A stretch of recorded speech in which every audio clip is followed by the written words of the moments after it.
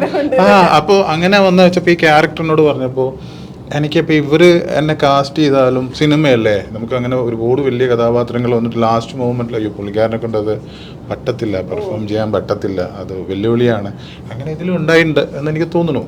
പക്ഷെ ഉണ്ട് ആ ഒരു ധൈര്യം ഇവർ കാട്ടി എന്നെ ഇതിനകത്ത് അങ്ങനെ എനിക്ക് പെർഫോം ചെയ്യാൻ പറ്റി.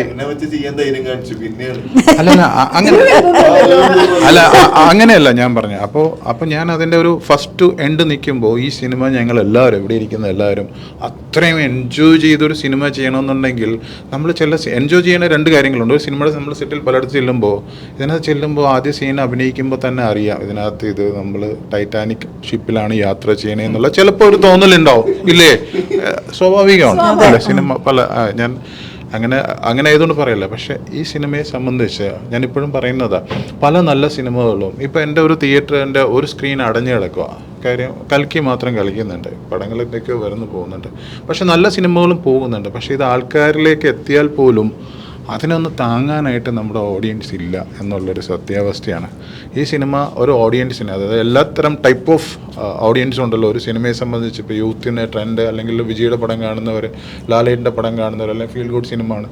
ഈ എല്ലാ ഓഡിയൻസും ഒരുമിച്ച് വരണം എന്ന് ആഗ്രഹിക്കുന്ന, അഭിനയിച്ചുകൊണ്ട് മാത്രമല്ല, അങ്ങനെ വന്നാൽ മാത്രമേ സിനിമ ഇൻഡസ്ട്രിയിലും തീർച്ചയായിട്ടും തിയേറ്റർ അടക്കം ഇതിൽ പ്രവർത്തിക്കുന്ന എല്ലാവർക്കും ഒരു വിജയം ഉണ്ടാകണമെന്നുണ്ടെങ്കിൽ ഇതുപോലുള്ള സിനിമകളെ സപ്പോർട്ട് ചെയ്യണം. അതിനുള്ള എല്ലാം ഉണ്ട്. ഞാൻ ട്രെയിലറൂടെ കണ്ടു കഴിഞ്ഞാൽ സത്യം ഇതിനകത്ത് ഞാൻ എല്ലാ പാട്ട് കാണുന്നത് എല്ലാം കാണുന്നത് അഭിനയിച്ച ഒരാളായിട്ടല്ല, ഭയങ്കര ഫ്രഷ് ആയിട്ട് ഭയങ്കര ഫീൽ ഗുഡ്. അതൊരു നന്മയുടെ സിനിമ ചെയ്തോണ്ട് ഞാൻ മൈക്ക് ഇവിടെ കൈമാറുകയാണ്.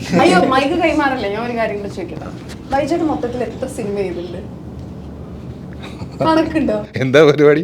എണ്ണിക്കൂടെ?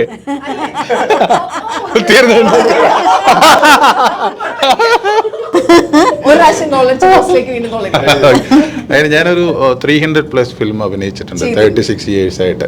300+ കഴിഞ്ഞു. ഇതിലൊക്കെ എല്ലാത്തിലും ഇപ്പൊ വില്ലന്റെ കൂടെ അല്ലെങ്കിൽ നായകന്റെ പുറകിലെ നായകന്റെ ആളായിട്ട് അങ്ങനെയൊക്കെയാണല്ലോ ഉണ്ടാവുക. അങ്ങനെ നിൽക്കുമ്പോ സ്ക്രീനില് ബൈച്ചേട്ടൻ വന്നു കഴിഞ്ഞാൽ നമ്മളെ സ്ക്രീനിൽ നോക്കും. അതായത് ആളുണ്ടല്ലോ, കാണാൻ ആളുണ്ടല്ലോ, സ്ക്രീൻ പ്രസൻസ്. ഈ ഓവർ ക്വാളിഫൈഡ് ആയിട്ടുള്ള ഒരു ആക്ടർ എന്നുള്ള ലുക്കില് അതെപ്പോഴെങ്കിലും അല്ല ഇതിലും അത് തന്നെ, ഇതില് നായകനോടൊപ്പം പുറകിലും മുമ്പിലൊക്കെ ആയിട്ട് ഞാൻ നിൽക്കുമോ? ഞാനൊക്കെ ഇപ്പൊ സിനിമ കാണുമ്പോ ബൈച്ചേട്ടൻ സ്ക്രീനിൽ നമ്മൾ ആദ്യം ബൈച്ചേട്ടനിലേക്കുള്ള നോട്ടം പോവും. അപാര സ്ക്രീൻ പ്രസൻസ് ആണ്. അപ്പൊ അത് എപ്പോഴെങ്കിലും പ്രശ്നമുണ്ടോ?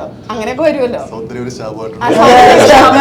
ഇല്ല, അങ്ങനെയില്ല. എന്നെ സംബന്ധിച്ച് എനിക്ക് സിനിമ എന്ന് പറയുന്നത് എനിക്ക് ഏറ്റവും പ്രിയപ്പെട്ടാണ്. എല്ലാത്തിനേക്കാൾ അപ്പുറം എനിക്ക് സിനിമ എന്ന് പറയുന്നത്.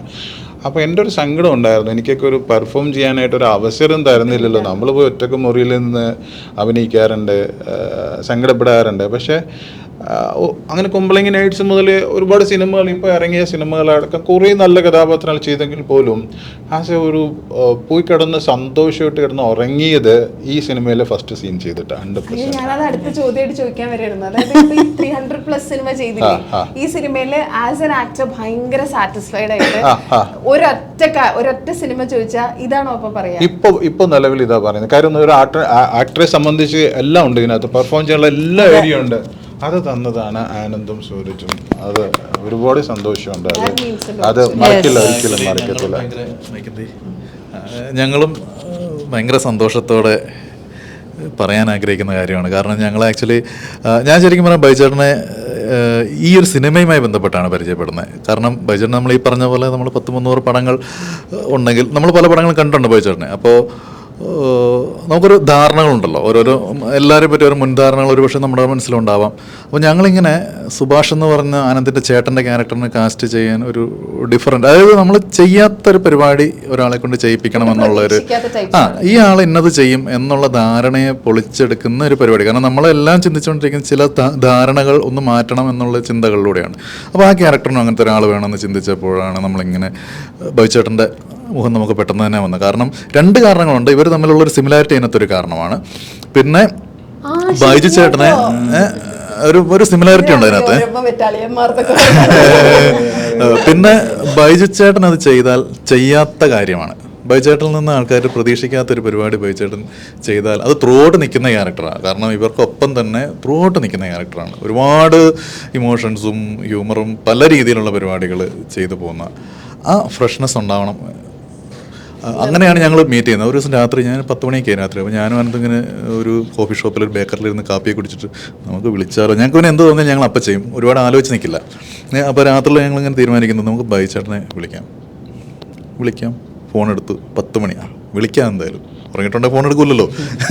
അങ്ങനെ വിളിച്ചപ്പോൾ തന്നെ അവിടുന്ന് വളരെ സ്വീറ്റായിട്ട്, ഹലോ ചേട്ടാ, ഇങ്ങനെ ഞാനാണ് സൂരജാണ്, ഇങ്ങനെ ഒരു പടത്തിൻ്റെ ഡയറക്ടറാണ്, ഒന്ന് കാണാൻ പറ്റുമോ, ഞങ്ങളൊരു പരിപാടി ആലോചിക്കുന്നുണ്ടായിരുന്നു. അതിനെന്താ, വാ, നാളെ വാ, വീട്ടിലേക്ക് വാ, വീട്ടിലുണ്ട്. ആ സംസാരം തന്നെ ഞങ്ങളെ അലിയിച്ച് കളഞ്ഞു. രണ്ടാമത് ഇങ്ങോട്ട് തിരിച്ചു വിളിച്ചിട്ട് വരാണ്, പുറത്തുനിന്ന് ബ്രേക്ക്ഫാസ്റ്റ് കഴിച്ചിട്ട് വരരുത്, ഇവിടെ വന്നിട്ട് കഴിച്ചിട്ട്, വീട്ടിൽ നിന്ന് കഴിച്ചിട്ട് വരരുത്, വീട്ടിൽ വന്നേ കഴിക്കാവുള്ളൂ. അപ്പോൾ ഞങ്ങൾ അവിടെ ചെന്ന് ഇറങ്ങുമ്പോൾ ദൂരെയാണ് വീടിൻ്റെ ഗേറ്റിൻ്റെ ഇപ്പുറത്ത് ഞങ്ങൾ വണ്ടി നിർത്തി, ഒരു വെള്ള മുണ്ടും വെള്ള ഷർട്ടൊക്കെ ഇട്ട് വെള്ളത്താടിയൊക്കെ ആയിട്ട് ആളിറങ്ങി. വേണ്ട അതേ ലുക്ക്, നമ്മൾ മനസ്സിൽ കണ്ട അതേ ലുക്കിൽ അവിടെ ആൾ നിൽക്കുകയാണ്, നല്ല ചിരിച്ച് പ്ലസൻ്റ് ആയിട്ട്. അങ്ങനെ ഞങ്ങൾക്ക് കൈയൊക്കെ തന്ന്, അങ്ങനെ ഒന്ന് ഞങ്ങൾക്ക് ഭക്ഷണമൊക്കെ വിളമ്പി തന്ന്, അങ്ങനെ തുടങ്ങിയ ഒരു ബന്ധമാണ്. ഞങ്ങൾ കഥ നറേറ്റ് ചെയ്തു, ഭയങ്കരമായിട്ട് എൻജോയ് ചെയ്ത് അത് കേട്ടു. പക്ഷേ ഈ ഒരു ഓരോ റിയാക്ഷനും ഞങ്ങൾക്ക് ഭയങ്കര മോട്ടിവേഷനായിരുന്നു. കാരണം നമ്മൾ ഉദ്ദേശിക്കുന്ന ക്യാരക്ടറാണ്, കറക്റ്റ് അതിലേക്ക് വരാൻ പറ്റും. സുഭാഷ് ബൈചേട്ടൻ അടിപൊളിയായിട്ട് ചെയ്തിട്ടുണ്ട്. ബൈചേട്ടാ ഇനി അങ്ങോട്ട് ഇതുപോലെ ഒരുപാട് കാര്യങ്ങൾ വരും മുന്നോട്ട്. അതെ. എനർജി ഒക്കെ